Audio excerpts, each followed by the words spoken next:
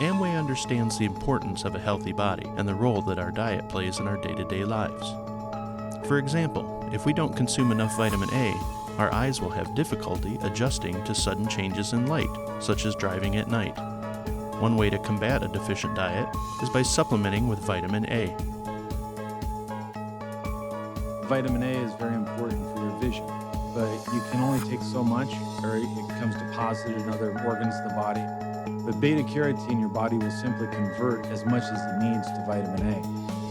Beta-carotene comes from the type of algae, Dinelliella, which grows in the highly saline waters of man-made lagoons in Australia.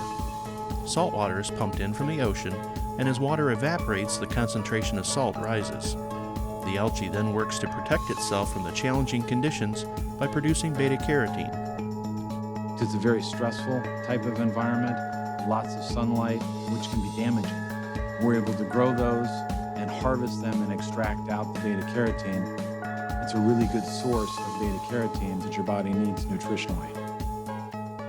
Replenish the vitamin A that bright light and glare take away from your eyes.